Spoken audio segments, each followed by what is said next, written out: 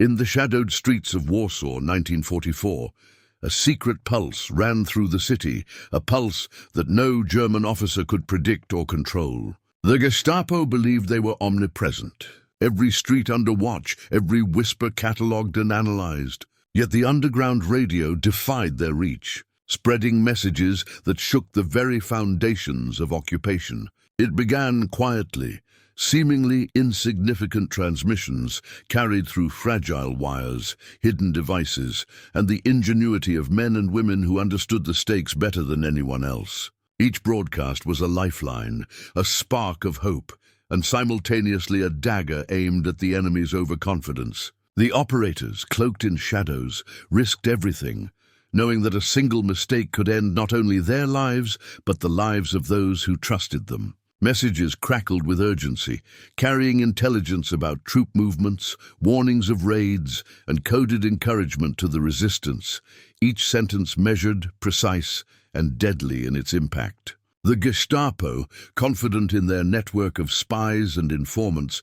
found themselves chasing ghosts, haunted by invisible transmissions that undermined their control. Citizens of Warsaw began to rely on these broadcasts, gathering in hidden rooms, basements, and safe houses to listen, to grasp the fragile threads of freedom that flickered in the darkness. Every broadcast was meticulously timed, every word chosen to maximize impact while minimizing risk, and the operators understood that their work was both weapon and shield.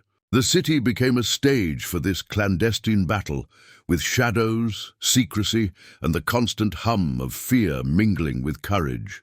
The underground radio was not merely a device. It was an idea, a testament to resistance against tyranny, a symbol that control could be challenged even under the most oppressive surveillance. Gestapo officers prowled the streets with increasing paranoia, interrogating citizens, tracking suspicious activity, yet unable to locate the source. Every failed attempt to trace a broadcast increased fear, frustration, and the sense of vulnerability among the occupiers. Meanwhile, the operators continued their dangerous work, moving equipment, changing locations, and maintaining communication with resistance leaders, ensuring that each transmission reached its intended audience. The secrecy was absolute, yet the influence was profound. Reports of enemy confusion, miscalculations, and heightened alert spread quickly within the underground network, reinforcing morale and cementing the belief that even the most powerful occupier could be challenged. Each broadcast carried a dual purpose: practical intelligence and psychological warfare, instilling hope in the oppressed while sowing doubt and fear in the oppressors. The Gestapo's arrogance was systematically eroded by invisible signals, whispered instructions, and coded music that filled basements and hidden rooms. A steady reminder that resistance thrived even under the most ruthless scrutiny. Operators worked in shifts, often in cramped, concealed spaces, their hands steady despite the danger, their eyes alert for any sign of betrayal or compromise. Each new location required careful planning, every wire hidden, every antenna disguised, as discovery meant immediate and lethal consequences. Yet the courage to continue was unwavering.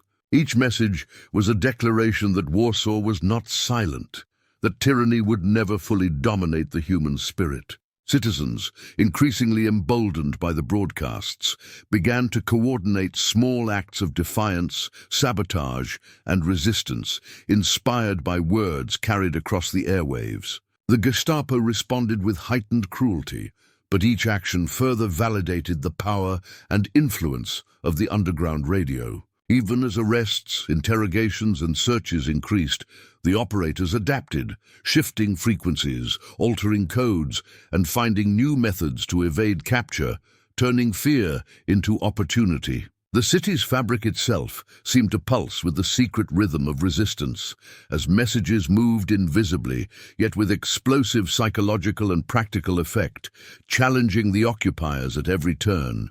The underground radio was no longer just a tool. It had become a legend whispered among citizens, feared by the Gestapo and celebrated in secret, a lifeline connecting courage, hope, and defiance in a city under siege. the tension in Warsaw escalated with each clandestine broadcast.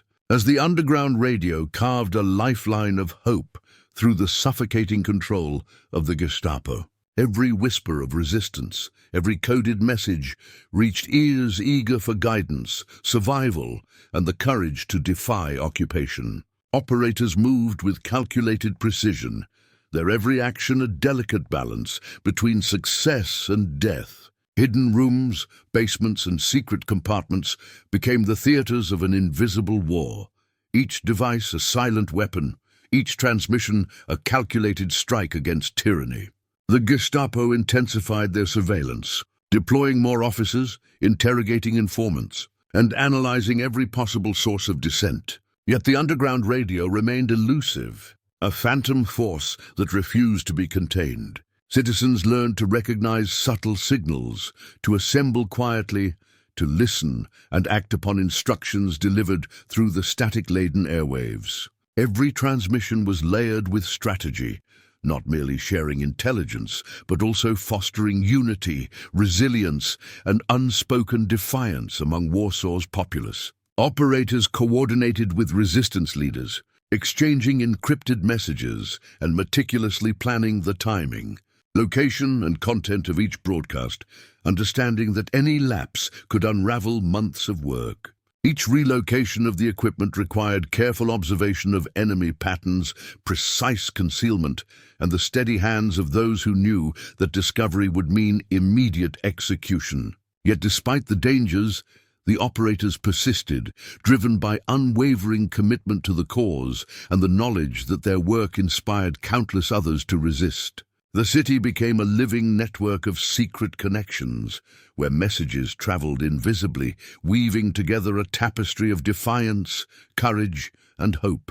Citizens, emboldened by each successful broadcast, began to act in ways that undermined the occupiers, spreading information, assisting hidden operatives, and coordinating acts of subtle sabotage.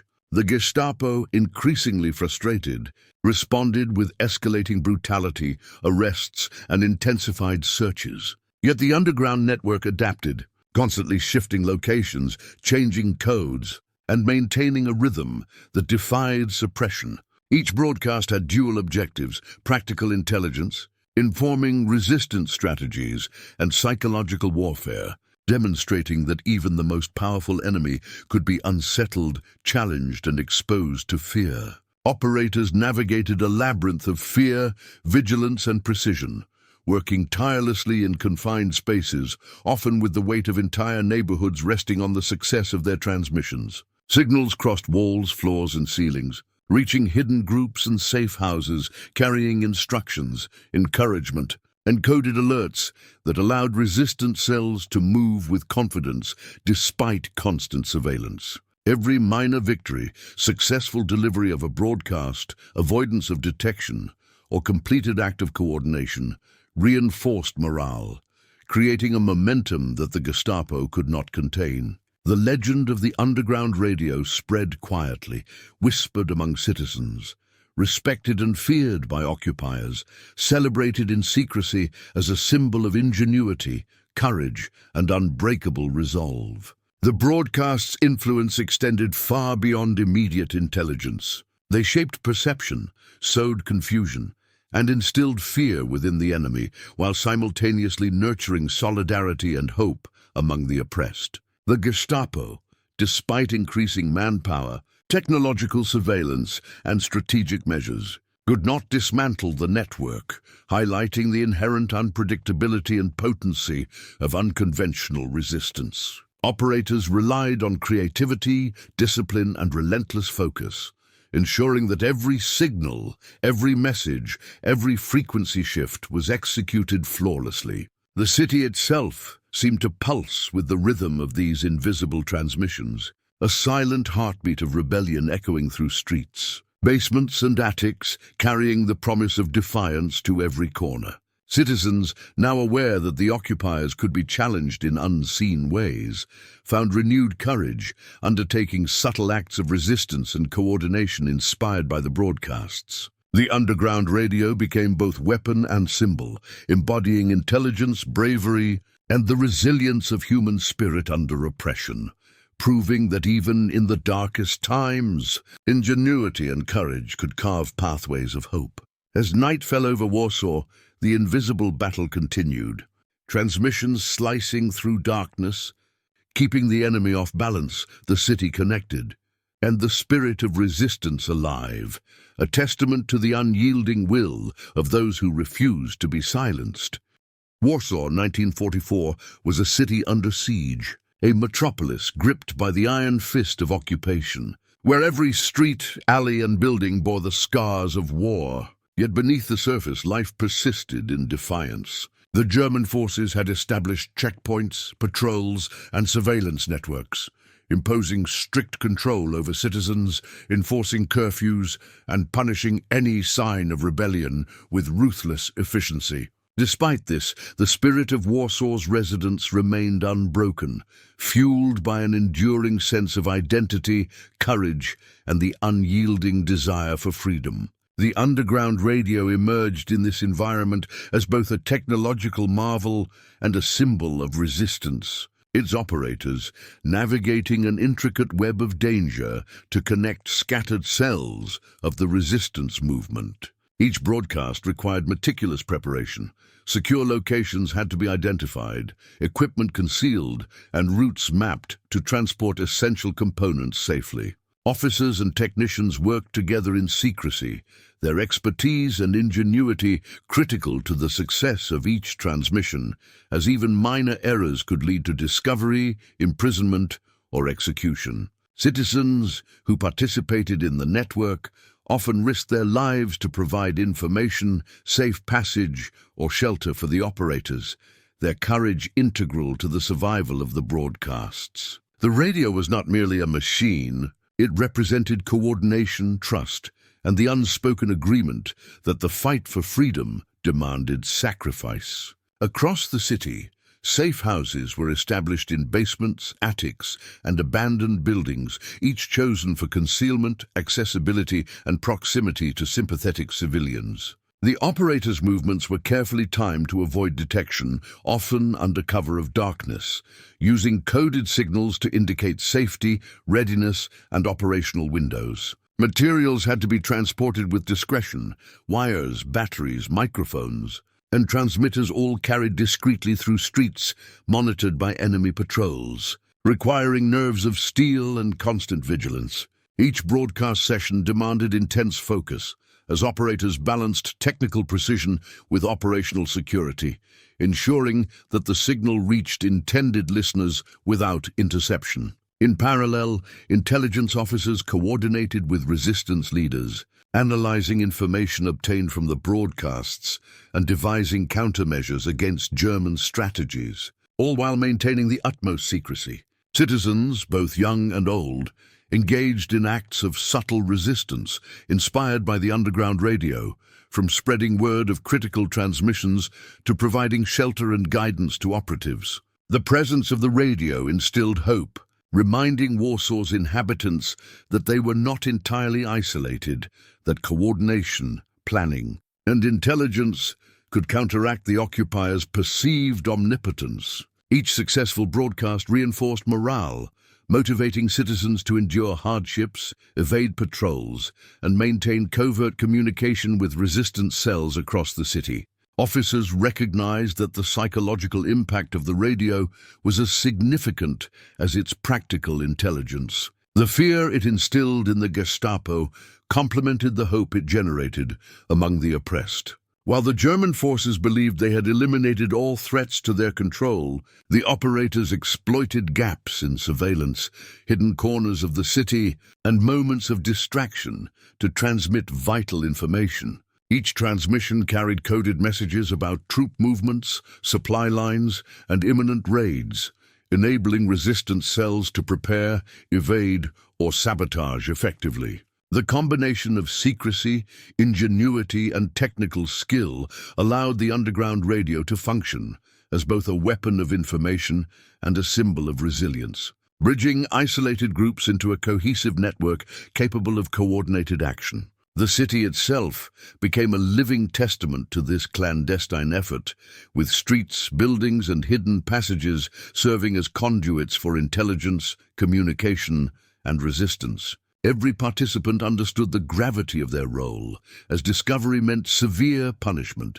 Yet the shared commitment to liberation, justice, and defiance outweighed personal fear. The underground radio, in essence, transformed Warsaw into a city of whispers, coded signals, and invisible connections, where knowledge was power and courage was the key to survival. Officers, technicians, and civilians collaborated seamlessly, their efforts a delicate balance of technical expertise, strategy, and human bravery. This background context illustrates the immense preparation, coordination, and risk required for the underground radio to operate successfully, laying the foundation for the events that would terrify the Gestapo, inspire resistance, and become a legend of clandestine courage within occupied Warsaw.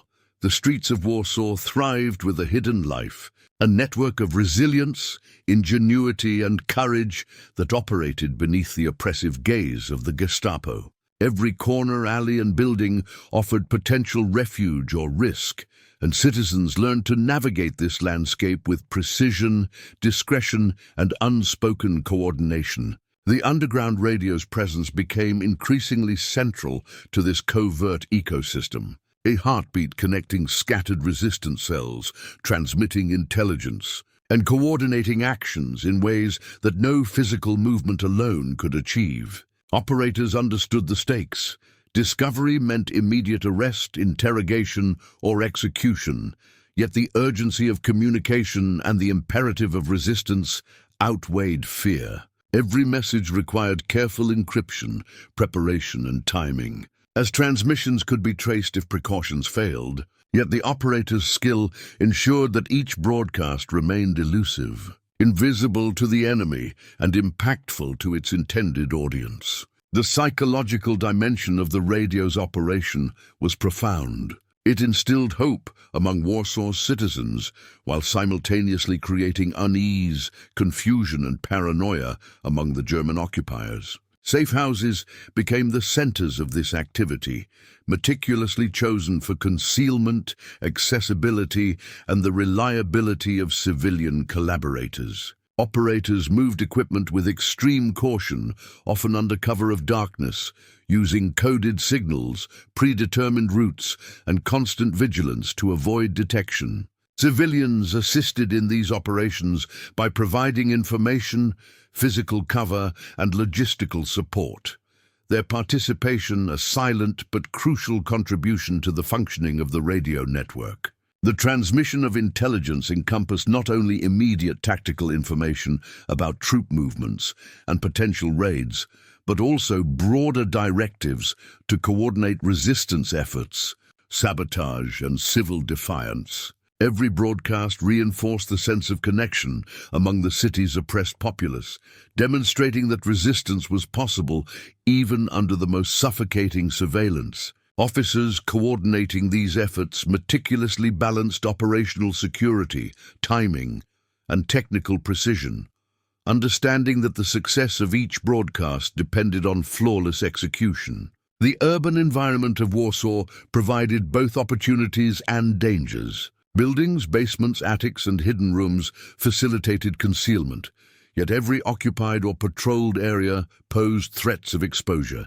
Citizens became adept at recognizing subtle signs, coded messages, and timing cues that indicated the presence of a broadcast, creating a silent understanding that permeated the city.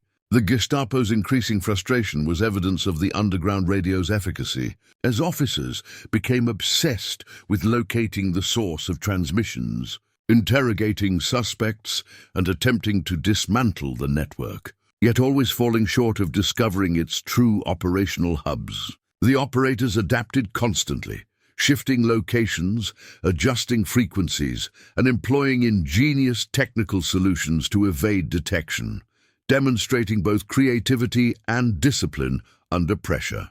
Each successful broadcast emboldened citizens, inspiring minor acts of resistance, vigilance, and cooperation that compounded the effectiveness of the larger network. The city became a living organism, its veins filled with invisible currents of intelligence and communication, each pulse representing courage, defiance, and meticulous planning. Officers, technicians, and civilians coordinated seamlessly, blending skill, strategy, and bravery into a cohesive effort that consistently outmaneuvered occupiers. The underground radio exemplified the marriage of technology and human determination, demonstrating that even in the most heavily surveilled city, invisible channels could subvert control, empower resistance, and create lasting psychological impact. Every successful operation reinforced morale, provided actionable intelligence, and fostered a sense of unity among the oppressed population,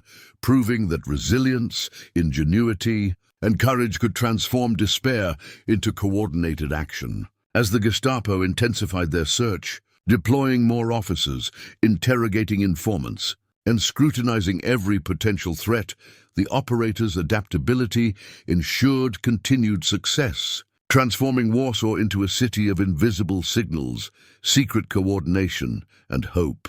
This background illustrates not only the physical and logistical challenges of maintaining an underground radio network, but also the psychological, social, and strategic dimensions that made it a linchpin of resistance, setting the stage for the dramatic consequences and terrifying impact on the Gestapo that would unfold in subsequent parts of the story.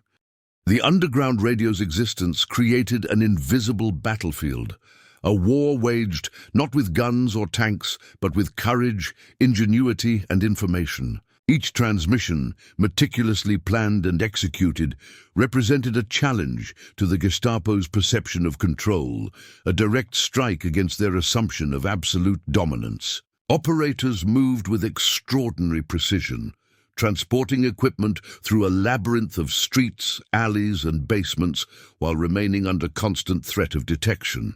Even a minor error, a misstep, an overlooked patrol, or a delayed broadcast could lead to immediate capture and brutal interrogation. Civilians, risking their own lives, facilitated these movements, providing guidance, shelter, and crucial intelligence, forming an intricate network of trust that underpinned the radio's operations. The Gestapo, growing increasingly frustrated by failed attempts to locate the source of transmissions, escalated surveillance, deploying additional officers, interrogating suspected collaborators, and scrutinizing every neighborhood with heightened intensity. This pressure forced operators to adapt constantly, shifting locations, adjusting frequencies, and employing sophisticated concealment techniques to ensure that each broadcast remained undetected. The city itself became a chessboard, with every street, building, and room a potential point of advantage or vulnerability. Each transmission required not only technical expertise, but also strategic foresight, as operators needed to anticipate enemy responses, plan contingencies, and coordinate with resistance cells in real time. The psychological toll was immense: fear of discovery, responsibility for fellow citizens, and the relentless pressure of operating under occupation-tested nerves, judgment, and endurance. Yet the operators persevered, understanding that their work carried profound implications. Successful broadcasts provided intelligence that could save lives, guide resistance activities, and undermine the Gestapo's oppressive grip.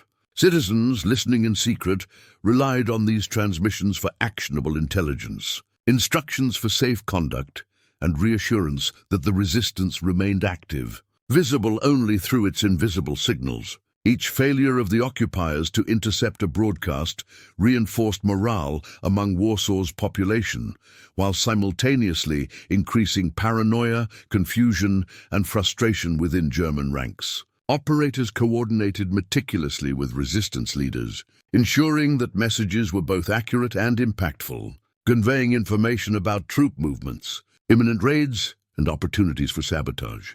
Every operation required secrecy, discipline, and flawless execution, as detection would compromise not only the operators, but the entire network. Supply lines for components, batteries, and technical equipment had to be maintained with discretion, moving through the city undetected despite the Gestapo's intensive surveillance. Communication with Allied cells demanded encrypted codes, timing precision, and contingency plans, transforming each broadcast into a high-stakes exercise in strategy, psychology, and logistics. The city's civilians became integral participants, their vigilance, discretion, and cooperation critical to sustaining the network.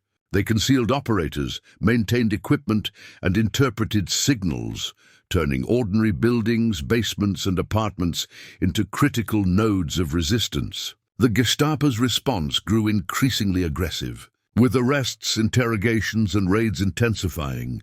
Yet the operators' adaptability, resourcefulness, and courage allowed the underground radio to continue functioning. The stakes were magnified by the understanding that each successful broadcast could alter the course of resistance operations, guide strategic decisions, and even save countless lives from impending raids or punitive measures. Fear, strategy, and ingenuity intertwined, creating a tense environment where the line between life and death, success and failure, was razor-thin.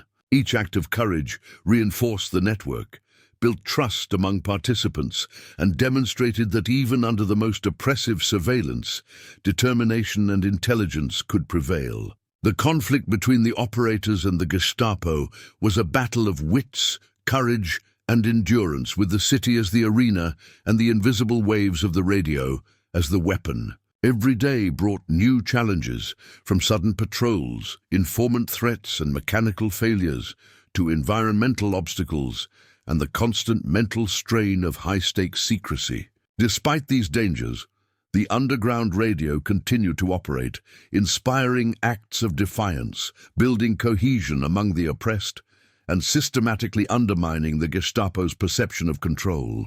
This ongoing struggle highlighted the delicate balance between risk and reward, bravery and prudence, secrecy and communication, setting the stage for the decisive events and dramatic confrontations that would define the operation's impact on both Warsaw's citizens and the occupying forces. As the Gestapo intensified their efforts, Warsaw became a city gripped by tension, fear, and clandestine movement, where every shadow, alley, and rooftop could conceal both opportunity and threat.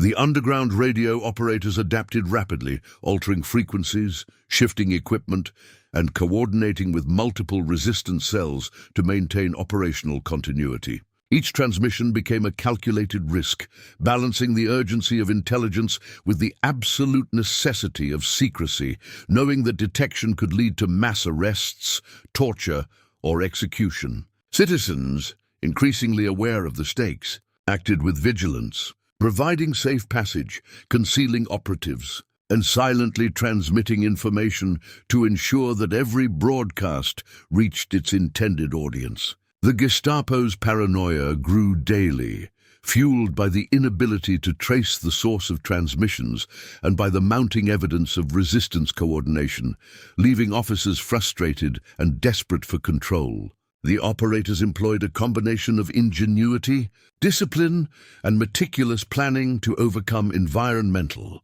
technical, and human challenges, navigating narrow streets, concealed passageways, and hidden compartments while maintaining the integrity of the network. Each new broadcast carried actionable intelligence, from troop movements to impending raids, while also delivering coded motivational messages that bolstered morale, reinforced unity, and encouraged further acts of resistance. The network's success relied on the seamless coordination of numerous participants, each understanding their role, the timing of actions, and the critical importance of operational security. As operators moved between locations, their awareness of surveillance, patrols, and informants dictated every step, ensuring that the network remained undetectable while continuing to provide invaluable support to resistance efforts. The psychological impact on both citizens and occupiers was profound. For Warsaw's inhabitants, each broadcast represented hope, direction, and empowerment, while for the Gestapo, it represented uncertainty, frustration, and fear of subversion within their ranks. Technical expertise, courage, and human resilience intertwined, creating a system that could respond dynamically to threats, seize fleeting opportunities, and maintain the rhythm of resistance despite constant pressure. Officers and resistance leaders coordinated via encrypted messages, ensuring alignment across dispersed cells, while operators maintained discipline, concentration, and precision under extreme stress. Every narrow escape, successful transmission, or timely relocation reinforced confidence, cohesion, and effectiveness, demonstrating the power of intelligence, secrecy, and courage in shaping outcomes. Even in the face of increased raids, interrogations, and potential betrayal, the underground radio continued to function, its invisible signals guiding, inspiring, and connecting resistance members throughout the city. The cumulative effect of these operations eroded the Gestapo's confidence, forced the redeployment of resources, and created a climate of unpredictability that the occupiers could neither fully anticipate nor control. The operators' courage, adaptability, and skill turned every potential threat into an opportunity, every obstacle into a tactical advantage, and every broadcast into a demonstration of ingenuity and resolve. Citizens, emboldened by these successes, engaged in acts of subtle sabotage, covert communication, and support of the network, creating a synergistic effect that amplified the radio's influence beyond the immediate transmission. The interplay of strategy, discipline, and human determination elevated the underground radio from a simple communication tool to a symbol of defiance, resilience, and hope. The ongoing battle between operators and occupiers highlighted the importance of preparation, intelligence, and adaptability, as well as the critical role of trust, courage, and shared purpose in sustaining resistance under oppressive conditions. Each broadcast, relocation, and operational adjustment represented a calculated maneuver in a high-stakes game, where success meant survival, empowerment, and momentum for the resistance, while failure meant exposure, loss, and possible annihilation of the network. The underground radio, through its precise execution, unyielding courage, and profound psychological impact, transformed the conflict into a story of invisible warfare, where intelligence, ingenuity, and human resolve determined the balance of power in occupied Warsaw, setting the stage for the dramatic main events that would challenge, terrify, and ultimately disrupt the Gestapo's sense of dominance. The night of the critical transmission arrived with a tense stillness that settled over Warsaw, a city alive with hidden eyes and whispered fears. The underground radio operators prepared with utmost precision, every wire, battery, and device double-checked, every location carefully selected to avoid even the slightest hint of detection.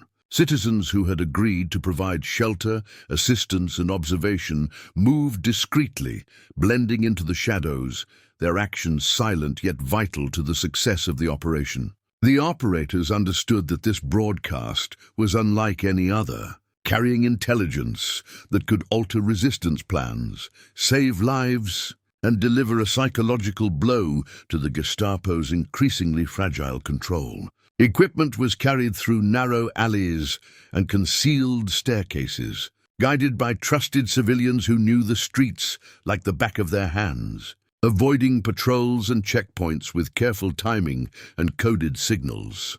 The air was thick with tension. A single misstep, a miscommunicated signal, or an accidental noise could betray the operators and compromise the entire network. As the transmitters were set up, operators coordinated silently, adjusting dials, checking frequencies, and confirming codes with steady hands, despite pounding hearts. Every sound, the rustle of fabric, the click of switches, the faint hum of electricity, felt amplified in the silence, each moment a test of nerves, skill, and resolve.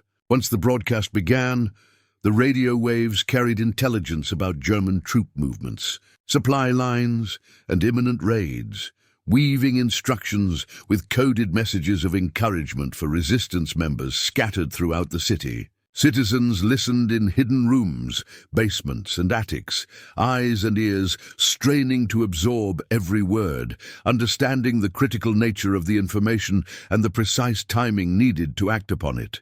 Meanwhile, the Gestapo, unaware of the exact location, grew increasingly desperate, intensifying patrols, interrogations, and surveillance, their confidence eroding with every failed attempt to intercept the broadcast. The operators maintained focus, shifting attention between dials, signals, and timing, while constantly monitoring the streets for signs of discovery, ensuring that the transmission continued without interruption. Each broadcast was a coordinated dance of intelligence, timing, and human courage, the success of which depended on flawless execution, complete secrecy, and unyielding determination. As messages flowed, resistance cells moved into position, guided by the information, preparing to disrupt German operations, coordinate safe passages, and avoid imminent danger.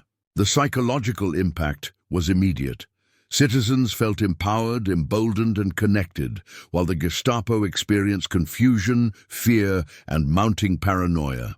The city itself became a stage for this invisible battle, with operators, citizens, and patrols moving in intricate, interdependent patterns dictated by skill, courage, and timing.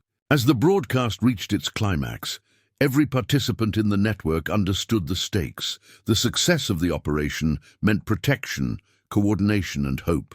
Failure meant exposure, loss, and possible annihilation. Operators adjusted, recalibrated, and monitored the frequencies with meticulous attention, aware that each second carried consequences, that any error could endanger dozens, if not hundreds, of lives. The transmission's clarity, precision, and timing demonstrated the operator's mastery of both technology and strategy, transforming a fragile set of devices into an instrument of extraordinary influence, capable of shaping events far beyond their immediate surroundings. As the final message was delivered, operators prepared to dismantle equipment, move to a new hidden location, and ensure that no trace of their presence remained. Citizens, empowered by the broadcast, quietly executed coordinated responses, sabotaging German plans, spreading intelligence, and reinforcing the invisible network that had sustained Warsaw's resistance.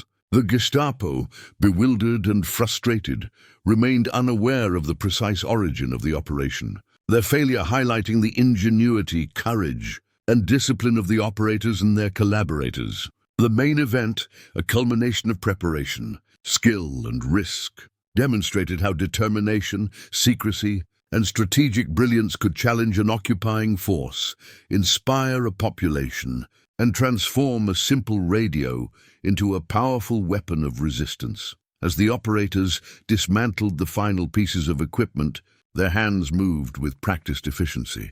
Every motion calculated, every second critical. The streets of Warsaw remained dark and tense, silent witnesses to a battle invisible to the naked eye, yet lethal in consequence. Citizens who had participated in the operation dispersed quietly, blending seamlessly with the night, their contributions hidden but essential, their courage woven into the success of the transmission. The Gestapo, frantic and increasingly paranoid, intensified their patrols, but the operators' meticulous planning ensured no trace remained, no clue to the location or timing of the broadcast.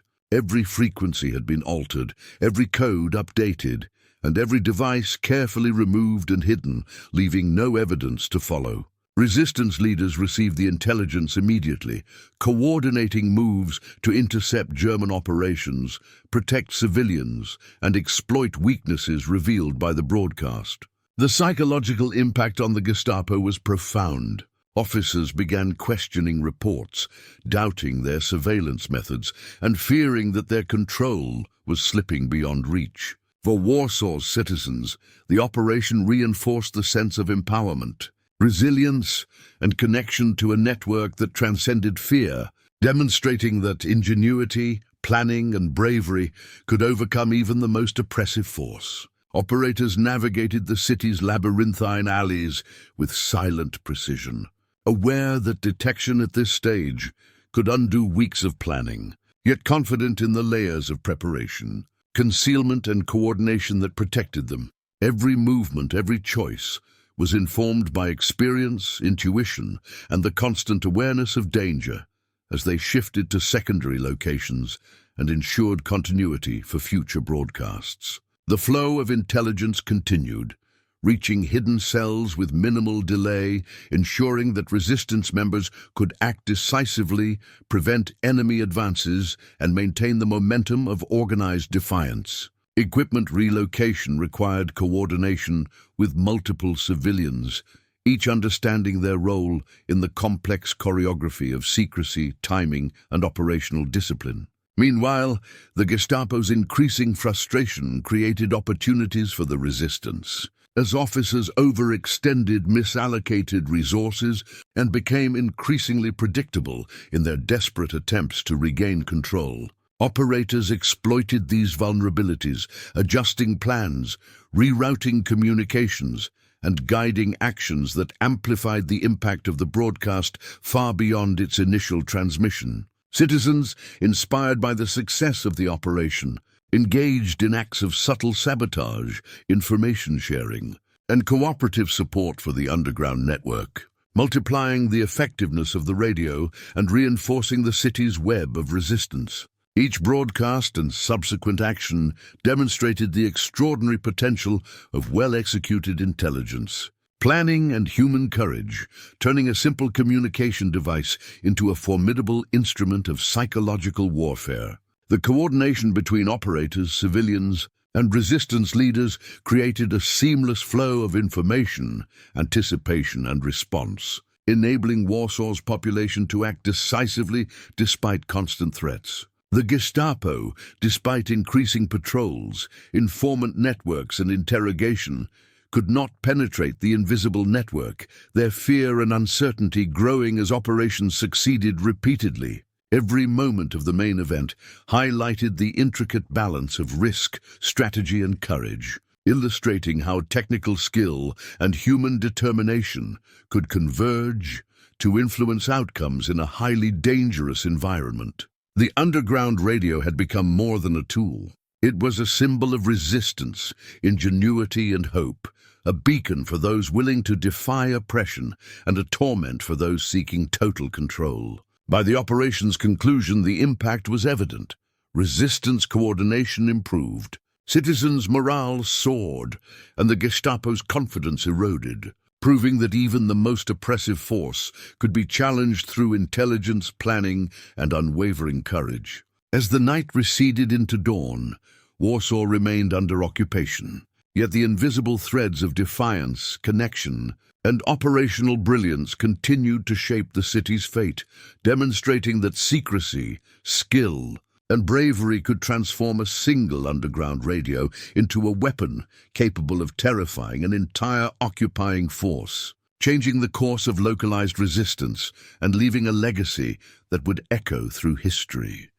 The aftermath of the critical broadcast rippled through Warsaw with consequences both immediate and far-reaching, as the Gestapo struggled to comprehend the invisible operation that had outmaneuvered their surveillance and planning. Citizens, emboldened by the successful transmission, acted with newfound confidence, coordinating movements, sharing intelligence, and taking calculated risks that further undermined German control. The underground radio's influence extended beyond its immediate technical capabilities, shaping the psychological landscape of both the oppressed population and the occupying force. Resistance cells used the information to execute sabotage, secure safe passages, and anticipate enemy actions, demonstrating the power of coordinated intelligence in a city under occupation. Every success reinforced the morale of participants, from operators to civilians, creating a feedback loop of courage, strategic insight, and operational efficiency. The Gestapo, meanwhile, experienced escalating frustration, paranoia, and fear, their repeated failures to locate the source of transmissions eroding confidence and creating internal tension. Officers increased patrols, interrogated suspects, and implemented stricter control measures. Yet each action was anticipated and mitigated by the resistance network, whose adaptability proved superior to brute force. The city became a living illustration of asymmetric warfare, where intelligence, secrecy, and human ingenuity outweighed numerical and technological superiority. Operators continued their work with unwavering focus, relocating equipment, preparing for future broadcasts, and ensuring the integrity of the network despite constant danger. Citizens participated in acts of quiet defiance, from observing German patrol patterns to providing shelter, each contribution enhancing the overall resilience of the resistance movement. The underground radio's success inspired replication, as additional cells sought to establish similar operations in other neighborhoods, multiplying the strategic effect of each broadcast. Each message carried dual significance: practical intelligence for immediate tactical application, and psychological reinforcement that empowered citizens and destabilized occupiers. The city's occupied landscape, once dominated by fear and oppression, now pulsed with invisible currents of coordination, resistance, and hope.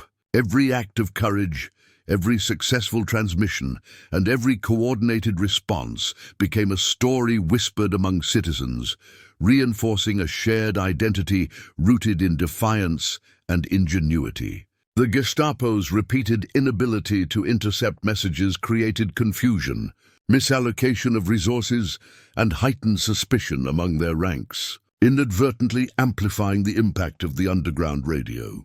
Operators, aware of the stakes, meticulously documented procedures, maintained equipment and planned contingencies, ensuring continuity and sustainability of operations despite the constant threat of discovery. The integration of civilian collaboration, strategic planning, and technical skill transformed a simple device into a force multiplier, enabling the resistance to act decisively and unpredictably against a well-armed and heavily surveilled opponent. Each successful operation reinforced the legitimacy, confidence, and morale of Warsaw's population, demonstrating that resistance, even under extreme conditions, could thrive when built on trust, courage, and precise execution. The psychological warfare component proved equally vital, as citizens observed enemy miscalculations, hesitations, and failures, creating a perception of vulnerability that encouraged further resistance efforts.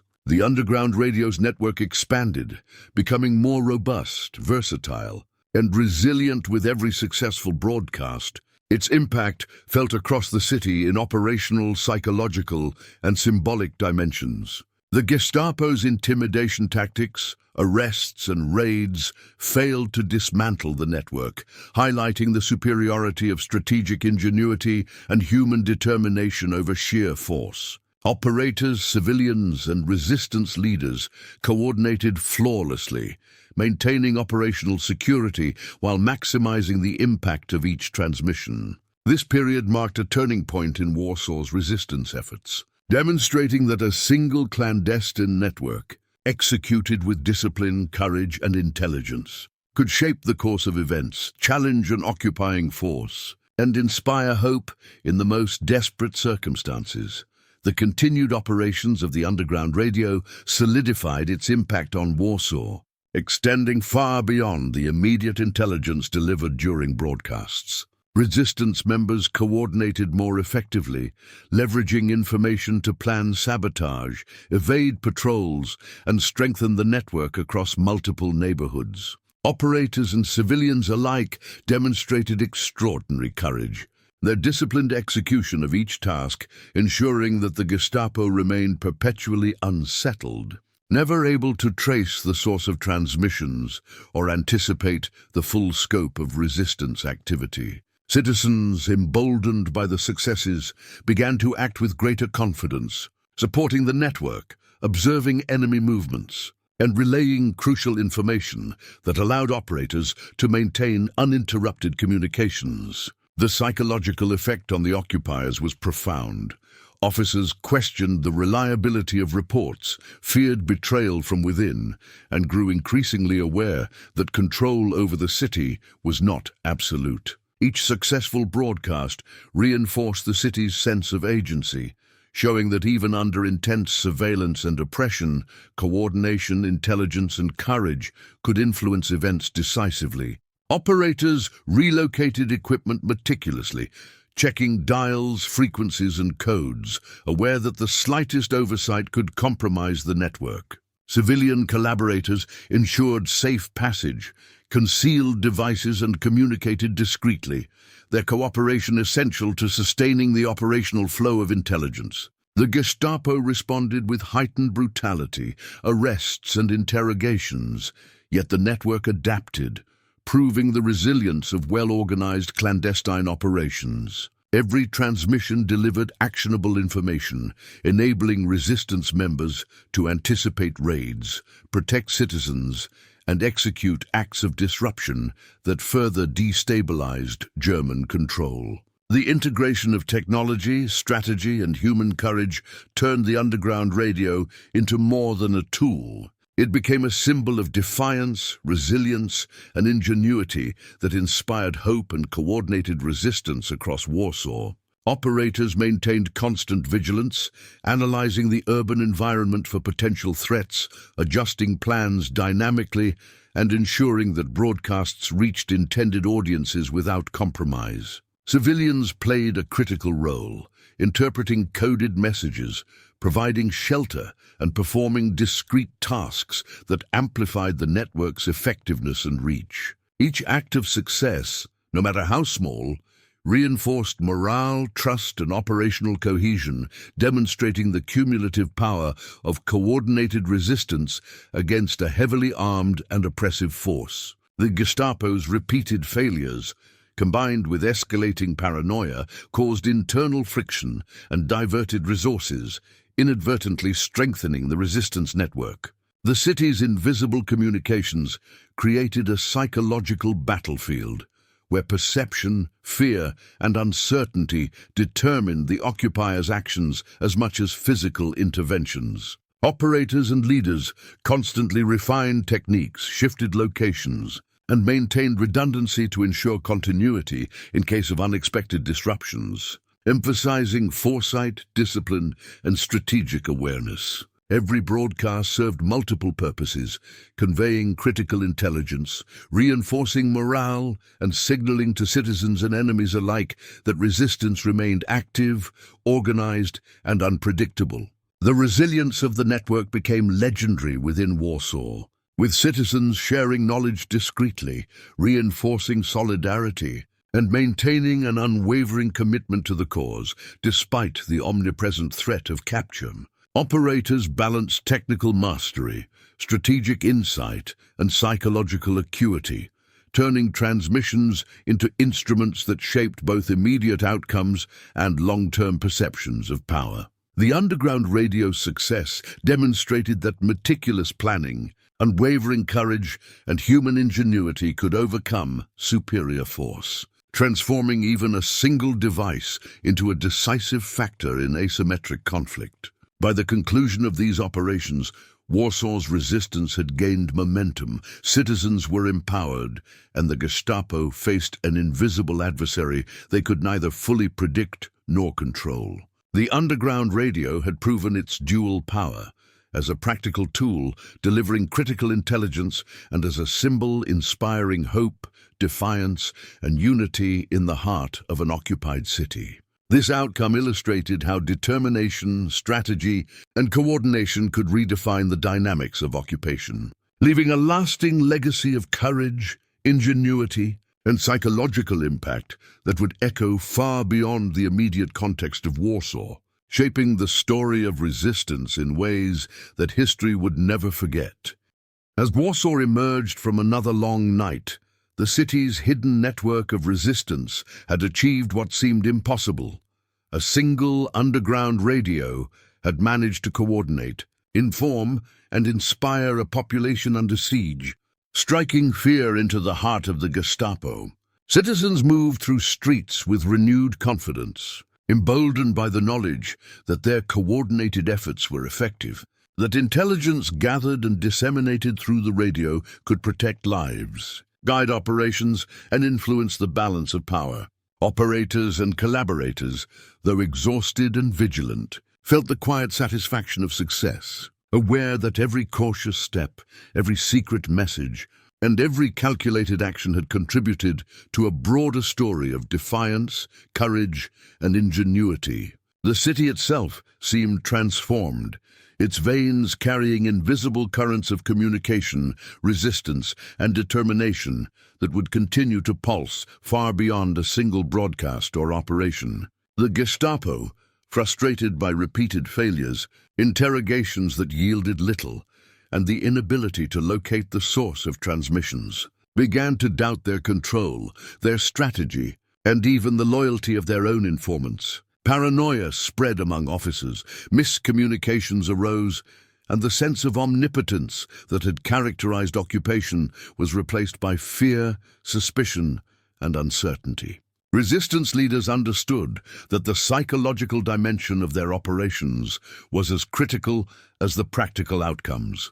Every broadcast, every message, and every coordinated action served to destabilize, confuse, and weaken the occupiers' confidence, while simultaneously empowering the citizens. The operators' skill, discipline, and courage had transformed a fragile set of devices into an instrument of immense influence, capable of directing operations, saving lives, and challenging the authority of an occupying force. Each participant in the network, from technicians to civilians, understood the stakes, the risks, and the consequences, yet continued with unwavering commitment, knowing that their work would leave a lasting mark on the city's resistance. Coordination across neighborhoods, attention to detail, and precise execution had enabled the network to function seamlessly, despite the omnipresent threat of discovery.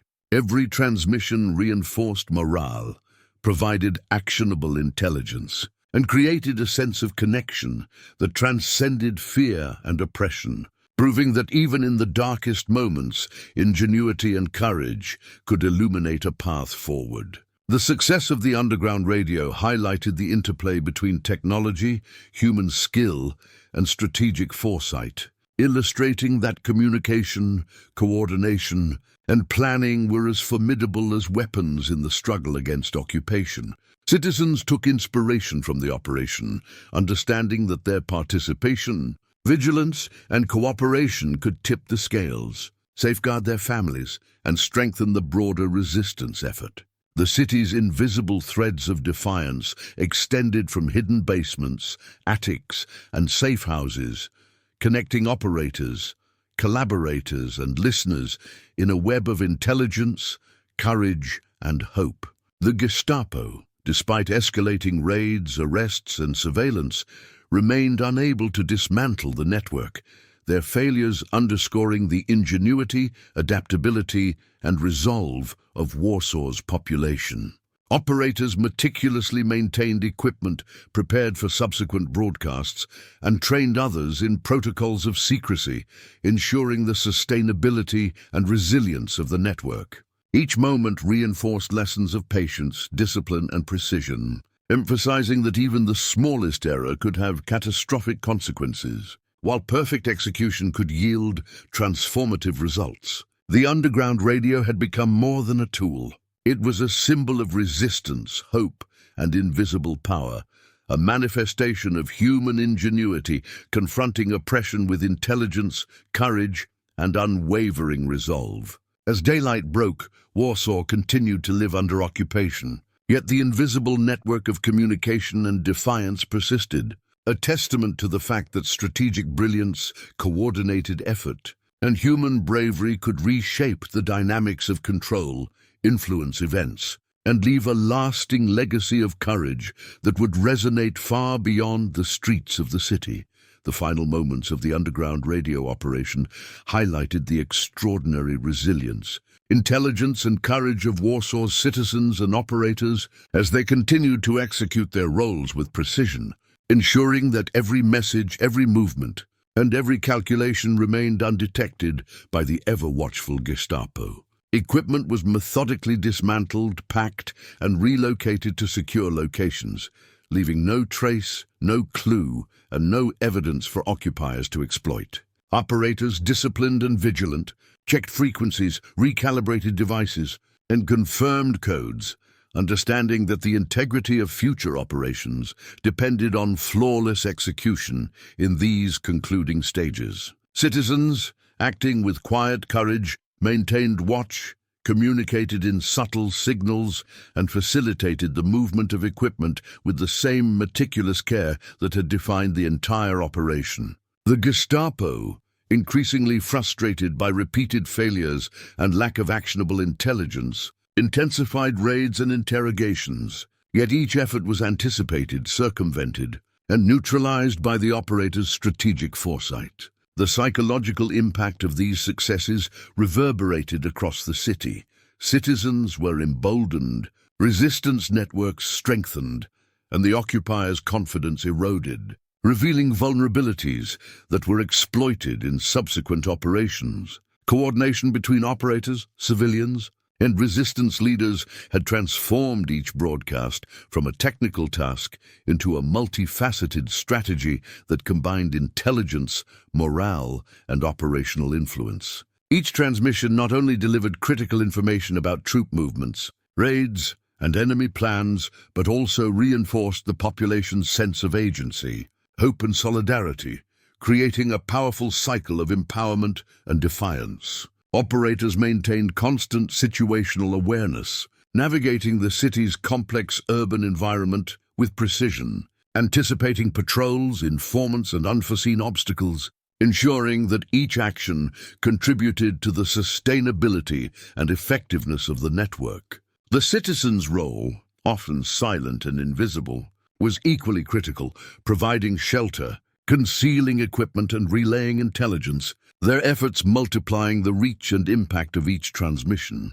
The Gestapo's inability to penetrate the network demonstrated the superiority of disciplined planning, human ingenuity, and coordinated execution over brute force and fear-based control. Every successful broadcast reinforced operational protocols, strengthened trust, and inspired further acts of courage among participants, ensuring the network's continuity despite the constant threat of discovery. The underground radio had become more than a mere communication tool. It was a symbol of resistance, resilience, and the power of human determination to defy oppression and create tangible impact in the face of overwhelming odds. Operators, civilians, and resistance leaders worked seamlessly, their combined efforts transforming Warsaw into a city where intelligence, secrecy, and courage intersected to produce results far beyond what any single individual could achieve. Each maneuver, adjustment, and transmission contributed to a legacy of psychological and practical influence that challenged the occupiers' perception of control, demonstrating that even in the darkest circumstances, strategic brilliance, coordination, and bravery could prevail. The city, while still under occupation, pulsed with invisible currents of defiance, communication, and operational sophistication, each thread connecting individuals into a cohesive and effective network. Successes in these final moments reinforced the principles of meticulous planning, vigilance, and disciplined execution, ensuring that the lessons, strategies, and courage developed through the underground radio would continue to influence resistance efforts long after the immediate operation concluded. The Gestapo, despite escalating brutality, remained unable to dismantle the network, their failure a testament to the enduring power of intelligence, adaptability, and human courage. As the operation concluded, the citizens and operators of Warsaw had demonstrated that even under extreme surveillance and oppression, a well-coordinated, disciplined, and courageous network could protect, inform, and empower a population while simultaneously undermining an occupying force. The underground radio had achieved not only tactical success, but also strategic psychological influence, leaving a legacy of hope, ingenuity, and resilience that would resonate through Warsaw and beyond, illustrating the enduring power of human determination in shaping the course of history under the most challenging circumstances.